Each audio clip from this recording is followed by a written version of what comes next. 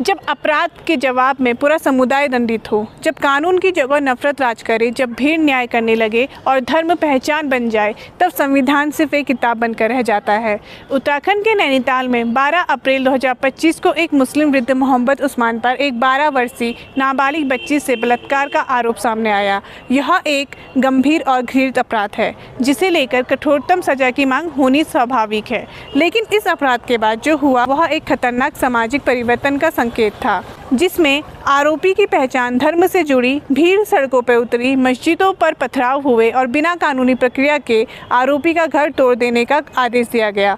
एक बच्ची के साथ दुष्कर्म से उपजा आक्रोश अगर इंसाफ की मांग से भटककर संप्रदाय की सजा में बदल जाए तो समझ लीजिए भीड़तंत्र ने संविधान को मात दे दी है। विध्वंस की जल्दबाजी और न्याय प्रक्रिया का अपमान।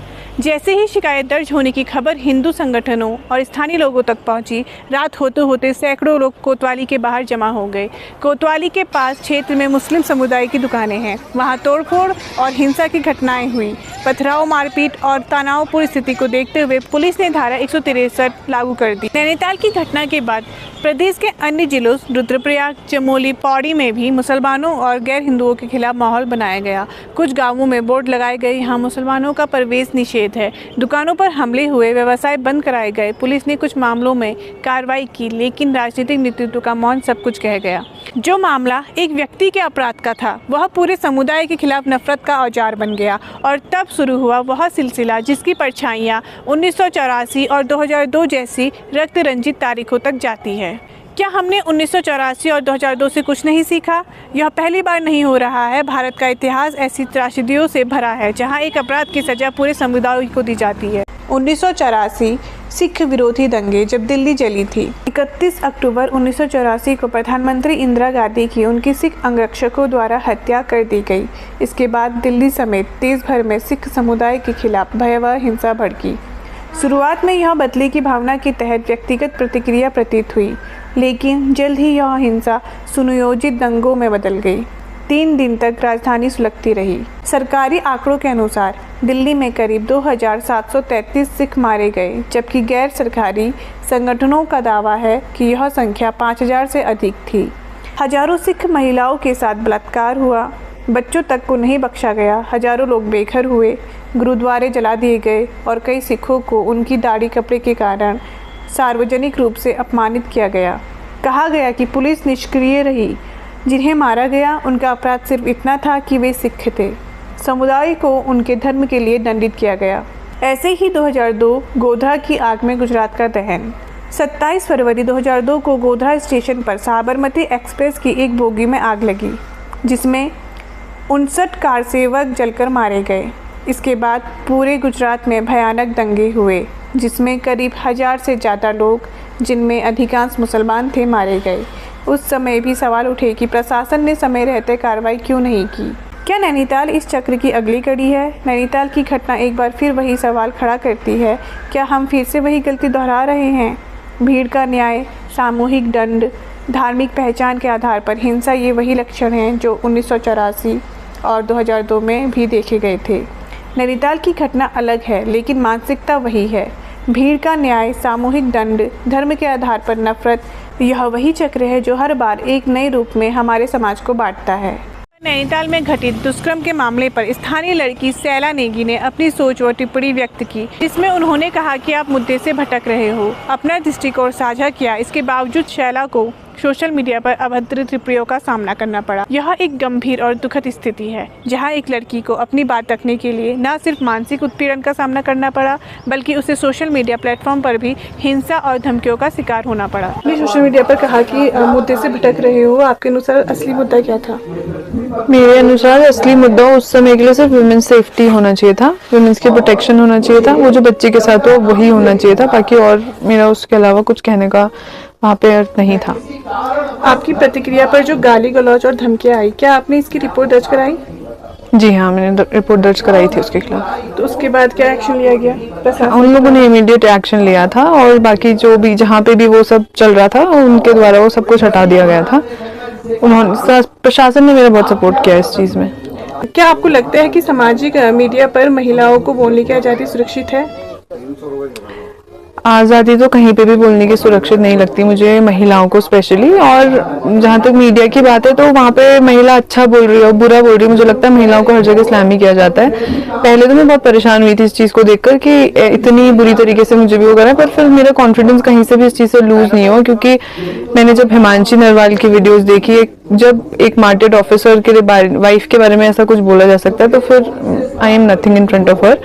तो मुझे अब इस चीज़ से कोई फर्क नहीं पड़ रहा है। हाँ, इस स्थिति में आप युवा वर्ग से क्या अपील करना चाहेंगी? जो युवा हमारा उस समय उस भीड़ में दिखाई दे रहा है, जो गाली गलौज करते हुए दिखाई दे रहा है, अगर वही युवा एक अपनी सोच को बदलते हुए हमारे प्रोटेक्शन के लिए खड़ा होता तो शायद बहुत बेहतर होता। अगर कभी किसी लड़के को छेड़ा जा रहा होता है या कोई बदतमीजी उसके साथ करा होता है तो मैंने कभी नहीं देखा किसी को आवाज उठाते हुए। अगर हम लोग उसी समय आवाज उठाएं या उसी समय एक्शन लें तो हमें प्रशासन तक पहुंचने की जरूरत ही नहीं है, वो लोग भी तो हमारा प्रोटेक्शन कर सकते हैं। मैं तो युवाओं से ये एक्सपेक्ट करती हूँ कि वो एकत्र होकर उठें और महिलाओं के प्रोटेक्शन के लिए उठें, ना कि अगेंस्ट उनके।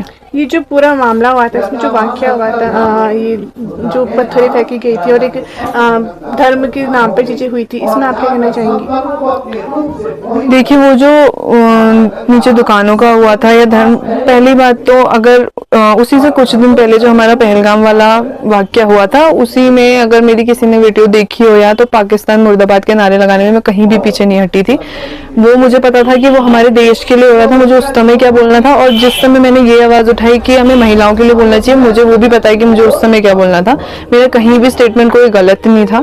जब महिलाओं के लिए आवाज उठानी चाहिए तब हमें महिलाओं के ही हित में आवाज उठानी थी। और जब पहलगाम वाला मैटर था तो उसमें क्यों नहीं मैं अपने देश के लिए जान देने के लिए भी तैयार हूँ।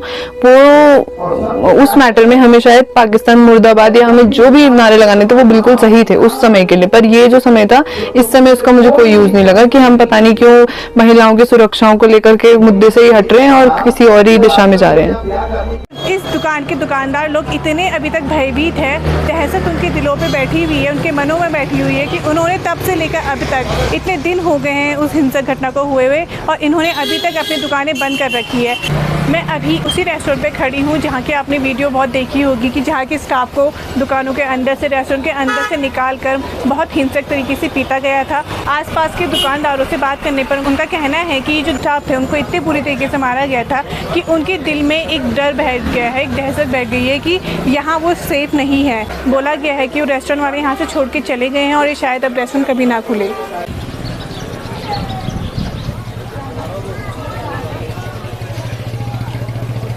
आप पर मुझे बताइए कि आप अपना नाम और चेहरा दिखाने से क्यों इतना वो मना कर रहे हैं या क्यों डर रहे हैं? मैम देखिए, हम अपने घर से दूर रहते हैं, मेन बात ये है, ठीक है, हम सिंगल रहते हैं जी। बिल्कुल, कोई कुछ परेशानी हुई हमें तो आप लोग को साथ देंगे हमारा, ये बताइए।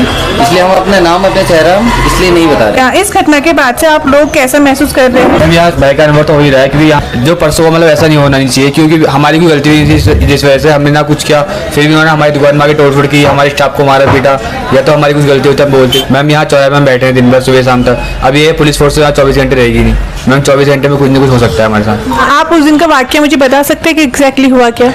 मैम ये हुआ था करीब 8:30-9 बजे टाइम की बात थी। हम लोग अपनी दुकान पे ऐसे बैठे थे, अंदर कस्टमर बैठे थे दुकान के अंदर, इन्होंने आते से तोड़फोड़ स्टार्ट करी। हमारे स्टाफ को अंदर से दुकान से खींच के ले आके मारा और प्लस दुकान में तोड़फोड़ करी बिना कुछ पूछे। क्या पुलिस प्रशासन ने आपको सुरक्षा दी या आपसे कुछ बातचीत की? मैम नहीं, बहुत देर बात करी। उस वक्त कोई पुलिस में कोई पुलिस फोर्स नहीं आई, बहुत देर बाद आई, जब तक पूरा कांड हो चुका उसके बाद आई। जब ये वाकया हो गया है उसके बाद आप लोगों को कोई मुआवजा वगैरह दिया गया है प्रशासन के साइड से? अभी कुछ नहीं दिया हुआ। तो अब आप जो सोचते हैं शहर के बारे में, आपकी सोच क्या है?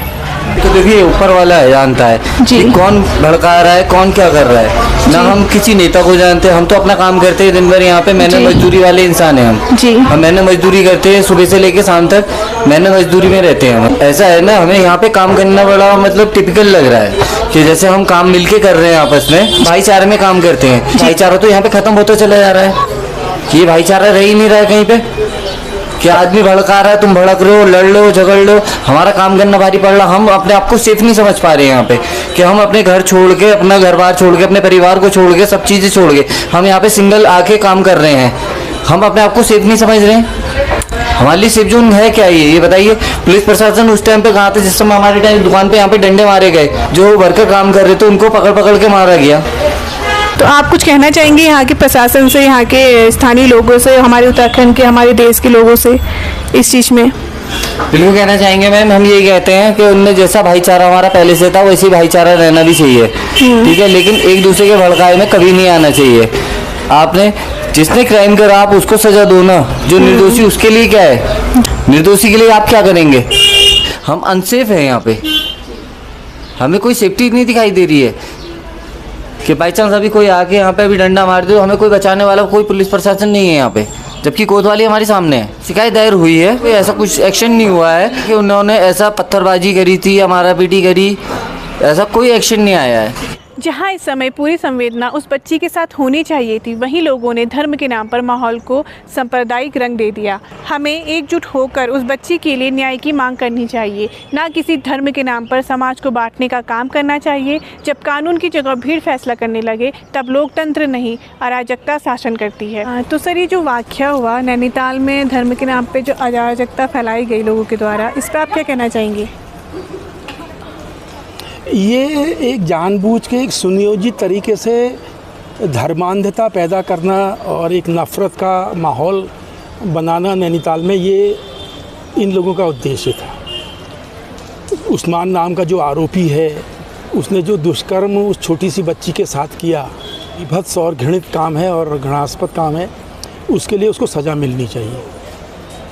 तो वो वहाँ पर, लेकिन दिक्कत ये है कि जब उसको एक बार गिरफ़्तार कर लिया गया था, या तो पुलिस उसको बचाने की कोशिश कर रही होती, लेकिन पुलिस ने बहुत तत्परता से अपना काम किया। इसके बावजूद भी उन्होंने ये इस तरह की जो हरकतें करी, क्योंकि लगभग उसी जिस दौर में वो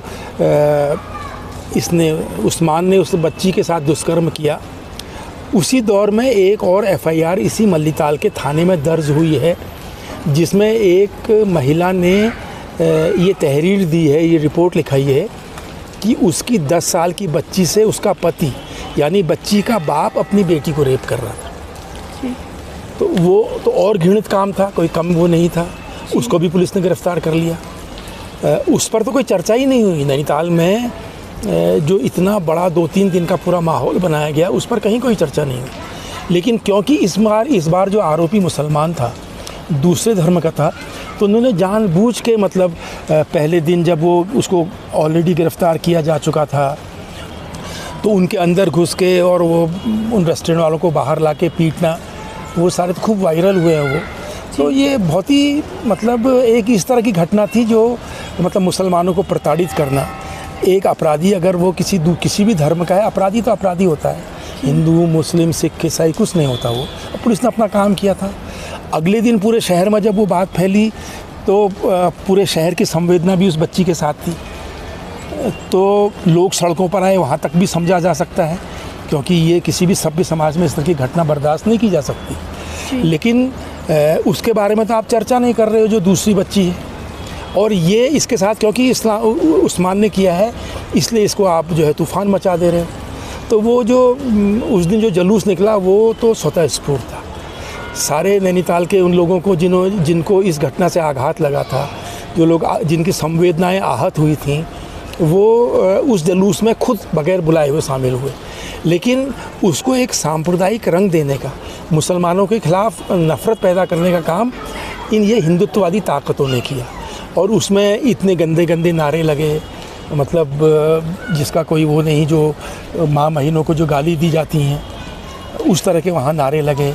और शैला नेगी नाम की एक महिला ने खुलकर विरोध भी किया कि ये आप किस चीज़ के लिए ये विरोध कर रहे हो, उस बच्ची के साथ जो अत्याचार हुआ उसको लेकर, या ज़बरदस्ती धार्मिक उन्माद पैदा करने के लिए। तो ये बहुत ही गलत हुआ। और हालांकि कई बार जो है पुलिस खुद जो है एक पार्टी बन जाती इसमें। जैसे हल्द्वानी बनभूलपुरा का कांड है, उसमें पुलिस की भूमिका, प्रशासन की भूमिका बड़ी, मतलब असंतोषजनक रही थी। और एक तरह से जो पूरा कांड हुआ, मैं तो उसके लिए उनको जिम्मेदार मानता हूँ। लेकिन नैनीताल में पुलिस ने कम से कम एक काम किया, बहुत तत्परता से काम किया। और पहले दिन वो, मतलब बहुत तैयार नहीं थे कि एकदम से इतने लोग आ जाएंगे और तोड़ फोड़ शुरू कर देंगे। लेकिन अगले दिन से पुलिस ने काफ़ी मेहनत करी, काफ़ी तैयारी करी और ज़्यादा इस चीज़ को फैलने नहीं दिया। हालांकि ये बात भी ध्यान में रखनी चाहिए कि इन्हीं लोगों ने थाने में एक अल्पसंख्यक समुदाय का जो एक मुसलमान कोई पुलिस अधिकारी था, उसके साथ ही बदतमीजी करी। युवा नेता ने ये बताने की कोशिश की थी कि ये मस्जिद अवैध है और इस मस्जिद ने जो बगल में पुलिस थाना है उसका भी कोई हिस्सा अतिक्रमण किया है, उसको भी दबा लिया है, जबकि ये बात सरासर गलत है। और अगर वो मान लीजिए अवैध भी है तो हमारा मैं तो श्री मां नैना देवी मंदिर का ट्रस्ट का अध्यक्ष भी हूँ नैनीताल में, तो हमारे मंदिर को छोड़ के शायद इतने जो मंदिर यहाँ बने हैं, इस बाकी मंदिर बने हैं उन पर आप सवाल नहीं उठा रहे हैं, और आप मस्जिद को लेकर आप ज़बरदस्ती सवाल उठा के यहाँ एक धार्मिक मतलब नफ़रत पैदा करने की कोशिश कर रहे हैं। और बाद में उसी व्यक्ति को जिसने ये मस्जिद का सवाल उठाया, पांचजन्य में जो आरएसएस का मुखपत्र है उसमें एक लेख छपवाया, उसको जो है वो बना दिया गया। सर मेरा आपसे क्वेश्चन ये है कि आपको क्या लगता है कि जो मानसिकता है, ऐसी मानसिकता धर्म के नाम पे फैलाने की कि हम हिंदू मुस्लिम वाली, ये कहाँ से जन्म लेती है, कहाँ से इसकी उपज होती है? ये तो आज का एक राजनीतिक पूरा चिंतन जो है इतना मजबूत हो गया उभरा है पिछले 10 सालों में। हो तो ये बहुत पहले से, जब राम मंदिर, बाबरी मस्जिद और राम मंदिर का विवाद हुआ, राम जन्मभूमि का, तब से धीरे धीरे जड़ पकड़ रहा है। लेकिन इधर हाल में पिछले 10 सालों में जब से भारतीय जनता पार्टी की सरकार यहाँ पर आई है, तो ये इसको जानबूझ के राजनीतिक फ़ायदे के लिए, ताकि भारतीय जनता पार्टी का एक पूरा एक वोटर का जो पूरा आधार हो वो मजबूत हो, उसके लिए जानबूझ के इसके लिए कोशिश की जा रही है। और इसके लिए आप देखेंगी कि वो कुछ छोटे मोटे मुसलमानों को ज़बरदस्ती ये आरोप लगा के कि वो गोमांस बेच रहे हैं, गायों की तस्करी कर रहे हैं, मतलब उनकी हत्या कर देना, ये ऐसी तमाम घटनाएं पिछले 10 सालों में हुई हैं। और अभी पिछले साल नहीं, 1.5-2 साल हो गए होंगे, एक ट्रेन में एक पुलिस वाले ने 2-3 मुसलमानों को मुंबई जा रही थी कोई ट्रेन, रास्ते में 2-3 लोगों को सिर्फ इसलिए गोली मार दी, जान से मार दिया कि वो मुसलमान थे। तो ये नफ़रत का जो भाव है ये अपने राजनीतिक अपनी शक्ति बढ़ाने के लिए किया जा रहा है, लेकिन इसने हिंदुस्तान के समाज को, खासतौर से उत्तरी भारत में, बहुत बुरी तरह से विभाजित कर दिया, और ये देश के लिए बहुत अच्छा नहीं है। सर आप इस पूरे वाक़े में प्रशासन को किस तरह से देखते हैं, उसकी भूमिका को किस तरीके से देखते हैं? क्योंकि देखा जैसे गया था कि जो नगर निगम है उन्होंने जो उस्मान का घर है उसको भी 3 दिन में तोड़ने का पूरा नोटिस दिया, वही कह रहा हूँ कि वो बहुत दबाव में है। जी, और अभी तक मेरी बातचीत हुई है यहाँ के जो दुकानदारों को पीटा गया था, उन्होंने हमें बताया गया है कि उनके खिलाफ जिन्होंने उनको मारा हुआ था उन लोगों के खिलाफ उन लोगों ने शिकायत दर्ज करी है, मगर अभी तक उनका कोई कार्रवाई नहीं हुई है। वही तो मैं कह रहा हूँ कि वो पुलिस ने इतना दबाव है, पुलिस भी शासन का, सरकार का मुंह जो हो रही है कि वो एक बार पहले अगर अनुमति दें तभी उनको गिरफ्तार करेंगे। उन्होंने रिपोर्ट लिखी ज़रूर, लेकिन उसमें अज्ञात लिख दिया कि 25 या 30 जितने भी नाम, मतलब उन्होंने संख्या लिखी है, अज्ञात लोगों ने यहाँ तोड़फोड़ करी है और मारपीट करी है। जी, तो सरकार का तो इसमें पूरा ही एक वो मतलब एक तरह का प्रोत्साहन है। इस जो भारतीय जनता पार्टी की सरकार, पुलिस ने गिरफ्तार कर लिया था, उसके बावजूद आपने तूफान मचाया, जनता को आपने उत्तेजित किया और ये उन्माद फैलाया, जबकि उसी तरह की दूसरी घटना हो रही, इस पर आप बात नहीं कर रहे। इस पूरी घटना को स्थानीय मीडिया ने कैसे कवर किया? क्या मीडिया को किसी तरह का दबाव या कुछ अनुभव हुआ, कराया गया? बहुत अच्छी संतुलित रपट तो बिल्कुल नहीं है वो। उन्होंने इतना ग्लैमराइज किया, जो यहाँ हिंदुत्ववादी ताकतों ने जो जुलूस निकाले, उन सबको जितना ग्लैमराइज किया, उतना उन्होंने जो विरोध में जो ताकतें बोल रही थी, शैला नेगी तो एक प्रतीक बन गई है, लेकिन इसके अलावा भी और लड़कियां हैं और महिलाएं हैं, कुछ युवा भी हैं, नफ़रत के विरोध में जो आवाज़ें उठ रही हैं उनको उन्होंने बिल्कुल भी कवर करने की कोशिश नहीं करी। हमारे साथ मौजूद है पीसी तिवारी जी, नैनीताल के बारे में आप मुझसे बात करने के लिए यहाँ पर है। सर, उस्मान केस पे आपको कितनी जानकारी है और आप उसमें क्या कहना चाहेंगे? नहीं, जानकारी तो सबको है, हम सब लोगों को जानकारी है जी। हम केवल ये कहना चाहते हैं कि जो अपराधी है, जिसने कोई घृणित कार्य किया है, शर्मनाक घटना की है जी, उसको दंड मिलना चाहिए जी, उसके खिलाफ कानूनी प्रक्रिया होनी चाहिए और उसमें किसी को भी कोई ऐतराज़ नहीं है। लेकिन एक मामले में लेकर जो चंद लोग उसको एक सांप्रदायिक माहौल बना रहे हैं, एक कौम के खिलाफ बोल रहे हैं, उससे हमें आपत्ति है। जी, क्या आपको लगता है कि इस केस में निष्पक्ष रूप से जांच हो रही है? तो सवाल इस बात का है कि अगर हमको महिलाओं की चिंता है, अगर हमको अपने समाज की आधी आबादी के हितों की चिंता है, तो हमको वो अपराधी किसी भी दल का हो, किसी कौम का हो, किसी जात का हो, कोई भी हो, उसके साथ समान व्यवहार करना चाहिए। जी। हम देख रहे हैं कि अंकिता का मामला हुआ था और पूरा उत्तराखंड और पूरा देश इस बात की मांग करता रहा कि उस VVIP का नाम बताइए, वो VVIP कौन है। जी। लेकिन उस VVIP का नाम नहीं बताया गया और इस मामले में हमारी सरकारों ने हर कोर्ट से लेकर सुप्रीम कोर्ट तक अपना हाथ आजमाया कि किसी भी तरह से उस मामले की CBI जांच ना हो, जिससे ये शक गहराता है उसमें कौन लोग थे। सब लोग जानते हैं, जो भी बात है कि सत्ता के शीर्ष पर बैठे हुए लोगों के कुछ खास लोग थे जिसलिए उनका नाम नहीं लेना चाहते हैं। उत्तराखंड की जो पूरी स्थितियां हैं, उत्तराखंड का जो सौहार्द है, उत्तराखंड का सौहार्द बिगाड़ रहे हैं, तो उनको एक बेटी का कमेंट समझ में नहीं आता, जी। उसके खिलाफ भी वो बोलते हैं। जी। तो हम निश्चित तौर पर कहते हैं कि ऐसे लोगों के खिलाफ कार्रवाई क्यों नहीं हुई। जी। पुलिस थाने के अंदर एक दरोगा को पीटा गया, दरोगे के साथ अभद्रता की गई। कहाँ है पुलिस, कहाँ है कानून का राज। जी। और जिस तरह से लोगों को पकड़ के पीट के दुकान से बाहर फेंका है, वो सारा वीडियो वायरल है। मैं अल्मोड़ा में देख रहा था, अल्मोड़ा में बंद आयोजित किया गया। उस बंद के दौरान मैंने देखा कि किस तरह जबरन दुकान बंद कराई गई। हमने देखा किस तरह भाजपा के कार्यकर्ता एक मुसलमान दुकानदार के ऊपर जो है गाली गलौज करने लग गए। क्यों नहीं कार्रवाई होती? कि इसका मुख्य कारण ये है कि हम लोग एक जो लोकतांत्रिक व्यवस्था है, जो भारत के संविधान के अंतर्गत जो हमारा जो उसकी जो प्रस्तावना है, उस प्रस्तावना का पालन नहीं करना चाहते। जी। सिख विरोधी जो दंगा हुआ था, जी। वो भी उतना ही निंदनीय है।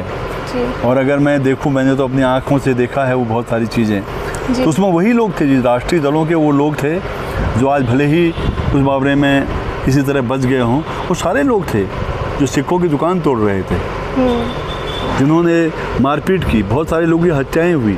और उसी तरह गोधरा कांड का जो मामला है, तो पूरे देश में जो सांप्रदायिक, अब जब हमारा प्रधानमंत्री बोलते हैं इस सवाल के बारे में, हमारा प्रधानमंत्री बोलते हैं, हमारे सारे उनके बड़े नेता बोलते हैं, जो धर्म के बारे में बात करते हैं, टोपी से पहचानने की बात करते हैं, तो जब ये सब करते हैं, कहते हैं ना, माझी जो नाव डुबोए उसे कौन बचाए, मजदार मंदैया डोले तो माझी पार लगाए, माझी जो नाव डुबोए उसे कौन बचाए।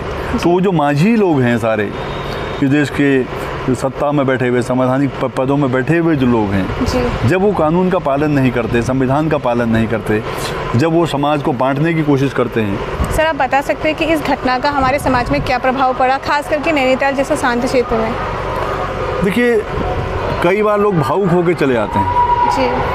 पहले दिन लोग भावुक होकर चले गए थे। मैं तो दूसरे तीसरे दिन देख रहा था जब लोगों ने उसके खिलाफ प्रदर्शन रखा और हनुमान चालीसा पाठ करने गए थे। जी।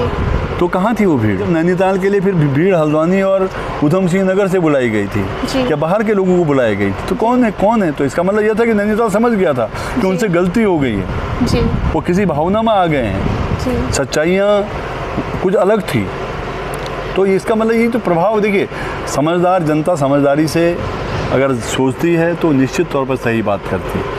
कुछ चंद लोग होते हैं जो इसको पूरा इशू बनाते हैं। हमारा मीडिया है ऐसा, हमारा गोदी मीडिया ये सब कर रहा है, हम सब जानते हैं। उसके खिलाफ कोई रोक नहीं है, उसको प्रोत्साहन दिया जाता है। जो सही बोलता है, कहता है, उनका चैनल बंद किया जाता है। शासन अगर एक राजनीतिक पार्टी का हथियार है तो उसको प्रशासन होने का हक नहीं है, उसको पुलिस होने का हक नहीं है। और अगर वो केवल अपने राजनीतिक आकाओं की इच्छा की पूर्ति कर रहे हैं तो मुझे लगता है कि ऐसे प्रशासन को डूब मरना चाहिए, उनको अपना इस्तीफा दे देना चाहिए। जो दोषी है उसके खिलाफ कार्रवाई कीजिए, उसको फांसी की सज़ा दे दीजिए, हमें कोई एतराज़ नहीं है। लेकिन जिस निर्दोष को मारा उसके खिलाफ कार्रवाई करने का जो आपकी ड्यूटी थी वो क्यों नहीं की आपने? हम कहना चाहते हैं कि आप जो हैं इतने रीढ़ विहीन ना बनिए। आपके पास जो संवैधानिक दायित्व है उसके आधार पर आप काम कीजिए, जिसके लिए जनता के पैसे से आपको सारी सुविधाएं दी जाती हैं, सारे अधिकार दिए जाते हैं। अगर आप उसका भी इस्तेमाल नहीं करते तो फिर आपके प्रशासन होने का कोई मतलब नहीं है। आप युवा जो पीढ़ी है आज की, उससे क्या अपील करना चाहेंगे? मैं युवा पीढ़ी से अपील करना चाहता हूँ कि वो सच का साथ दें। अगर यही घटनाएँ उनके साथ होती तो वो क्या करते, वो कैसा महसूस करते? अगर वो ऐसा महसूस नहीं कर रहे हैं जी और वो किसी रो में बच रहे हैं, वो देखिए युवा पीढ़ी को मुझे बहुत दुख होता है इस बात का, तमाम नौकरियां ख़त्म हो गई हैं, जी सरकारी नौकरियां ख़त्म हैं, जी सबको ठेके की नौकरियां मिल रही हैं, संविदा पे नौकरियां मिल रही हैं, जी आर्मी में आप अग्निवीर लेके आ गए हैं, होम गार्ड हैं या पीआरडी के जवान हैं। मुझे तो अफसोस है, इस बात की जांच करा ले सरकार, सारे पीआरडी के जवानों से जो जनता के पैसे पर कर रहे हैं, घर की नौकरियां करा रहे होंगे प्रशासन के लोग, तमाम अधिकारी और नेता लोग, जी तो वो कम से कम गुलामी के लिए तो नहीं है ना। जी तो ये उन सब का क्या भविष्य है? जी प्रतियोगी परीक्षाओं में पेपर लीक हो जाता है, बदमाशियां होती हैं, हर मामला कोर्ट में जा रहा है, तो युवाओं के पास तो कोई भविष्य है नहीं। तो मेरा कहना है कि बहुत कठिन वक्त है, पर युवा पीढ़ी समझदार होगी और है। जिस तरह से एक बिटिया ने सामने आके प्रतिकार किया, जिस तरह से नरवाल, हिमांशी नरवाल नाम था उन्होंने अपना प्रतिरोध दर्ज किया, वो एक बात है। और दूसरी बात वो भी है कि जो ट्रोल कर रहे हैं। हमारे साथ मौजूद है प्रभात धानी जी, जो सामाजिक कार्यकर्ता, राज्य आंदोलनकारी हैं। तो जो नैनीताल में धर्म के नाम पर अराजकता हुई थी, उसमें आपका क्या कहना है?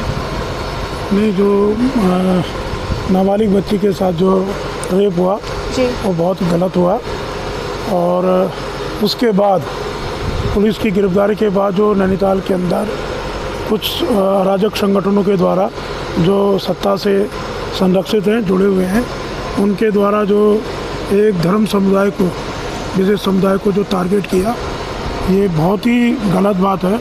और ऐसे समय पर जब आज देश को एकजुट करने की ज़रूरत है, ऐसे समय पर जो उन्होंने पुलिस के नाक के नीचे, चाहे पुलिस के अधिकारी हों, चाहे एक समुदाय विशेष के व्यापारी हों, उनके साथ पूरी खुली गुंडागर्दी करी और पुलिस मूक दर्शक बनी रही, शासन प्रशासन मूक दर्शक बना रहा, ये सबसे बड़ा चिंता का विषय है। ये हमने देख रहे हैं कि पूरा जो लगभग हर सप्ताह, हर दूसरे तीसरे दिन एक बलात्कार की घटना होती है, लेकिन बलात्कार के जो मामले हैं उनको जो शासन प्रशासन हमारा जिस नज़र से देख रहा है, धर्म विशेष के नज़र से देख रहा है, ये बहुत ही चिंता का विषय है कि जब यहाँ पर एक धर्म समुदाय विशेष की बात होती है तो उसमें पुलिस प्रशासन बहुत सक्रिय हो जाता है, संगठन बुलडोजर की कार्रवाई हो जाती है।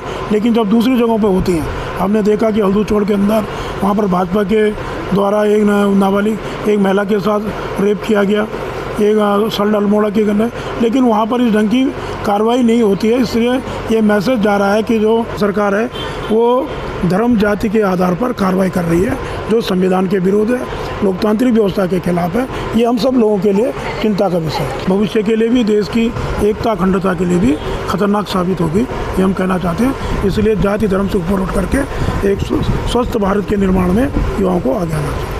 हमारे साथ मौजूद है समयांतर पत्रिका के लेखक पंकज बिष्ट जी, और वरिष्ठ पत्रकार भी रह चुके हैं। तो सर, जो नैनीताल में धर्म के नाम पे अराजकता फैलाई गई थी, जो हिंसक घटनाएं हुई थी, उस पर आप क्या कहना चाहेंगे? जो अचानक नहीं हुआ, वो जो भारत में उत्तर और विशेषकर उत्तर भारत में जो ट्रेंड चल रहा है, वो एक तरह से सांप्रदायिकता फैलाने का और मुसलमानों को टारगेट करने का, ये उसका ही एक हिस्सा था। देखिए, क्रिमिनल क्योंकि किसी भी समाज में हो सकते हैं, आपके घर में भी हो सकते हैं और होते हैं, तो पर आप ऐसा व्यवहार नहीं करते। संभवतः इतना बड़ा दंगा मेरी याददाश्त में तो कभी नैनीताल में हुआ नहीं। मैं बचपन से नैनीताल को देख रहा हूँ, लेकिन कभी ऐसा दंगा होते हुए मैंने सुना ही नहीं। तो ये तो इसका दूसरा पक्ष ये भी है कि संभवतः ये दंगे इसलिए हुए क्योंकि इस बीच जो मानसिकता जिस तरह की विकसित कर दी गई और लोगों में जो समझ पैदा कर दी गई, जिस तरह की समझ बना दी गई है, ये उससे भी जुड़ा हुआ है। हाँ सर, हमने जैसे टाइम टू टाइम देखा है, समय रहते रहते जब इंदिरा गांधी की हत्या हुई थी तो वहाँ पर सिख समुदाय को जैसे टारगेट किया गया था, और जो गोधरा कांड हुआ था 2002 में, उसमें जो मुसलमान समुदाय को जो टारगेट किया गया था, और अभी नैनीताल में भी जो दोबारा मुसलमान समुदाय को टारगेट किया गया है। तो ये जो हमेशा धर्म के नाम पर चीज़ें होती है, ये मानसिकता कहाँ से उत्पन्न होती है, कहाँ से आती है? जो आपने कहा इंदिरा गांधी वाला, उस दौरान मैं दिल्ली में था, बल्कि मैं ऑल इंडिया रेडियो उसके एक डिपार्टमेंट में काम करता था। हमारे डिपार्टमेंट में एक सरदार साहब थे, बल्कि जब वो दंगा शुरू हुआ तो मैं रेडियो में ही न्यूज़ रूम में था उस दिन सवेरे, और हम लोग वो कर रहे थे। होता यह है कि जैसे जो कोई मारा जाता है, ये जिस तरह कहते हैं, उसमें तो एक तरह के एक इमोशनल इशू भी इन्वॉल्व हो सकते हैं, एक सीमा तक स्पॉन्टेनियस रिएक्शन हो सकता है, स्वयस्फूर्त कि भाई आपने कर दिया। लेकिन अगर इतना बड़ा दंगा हो और वो हुए चला जाए, आप लोगों को पकड़ पकड़ के गाड़ियों में, बसों में, इसमें मारें, तो वो तो जो है निश्चित रूप से वो नियोजित मामला है, वो ऐसा नहीं है। तो ये जो होता है ये अत्यंत मतलब गंभीर है और ये बताता है कि हम भारतीय समाज अपनी आज़ादी के लगभग 75 साल के बावजूद उसकी जो मानसिकता है वो अभी भी उसी जड़ता की है जैसी पहले से 46-47 में दंगों के दौरान रही होगी। वो आगे नहीं बढ़ पाया, वो ये समझ पाया है कि हम सबको इस समाज में रहने का, इस देश में रहने का अधिकार है और हमको किसी भी धर्म को मानने का अधिकार। अब मान लीजिए कोई हमको ये भी सहना चाहिए कि कोई आदमी धर्म ही नहीं मानता, कोई आदमी धर्म मानता है, ठीक है, हमको उसका भी सम्मान करना चाहिए।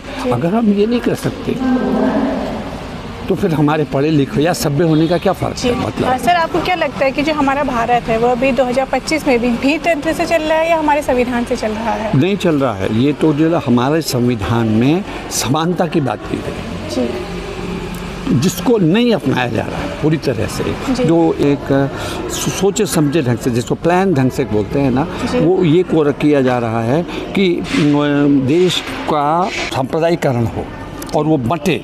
तो बटने से जो लोकतंत्र की जो अच्छाई थी वो एक तरह से इस तरह से बुराई बन रही है कि जो मेजॉरिटी है उसको पोलराइज किया जाए, उसको कम्युनलाइज किया जाए और उसको बाकी जो जाति है उसका टारगेट बना के उस बहाने वोट बटोरे जाए। इस हद तक समाज का पोलराइजेशन, जिसको बोलते हैं ध्रुवीकरण हुआ है, इस तरह से उनका सांप्रदायिकरण हुआ है कि वो लोग सही और गलत को सोचने की स्थिति में नहीं है। वो आदमी को आदमी नहीं मान रहे हैं, उसके अपराध को और उसकी अच्छाइयों को एक मान के चल रहे हैं। सर, आप इसमें सबसे बड़ी गलती किसकी मानेंगे?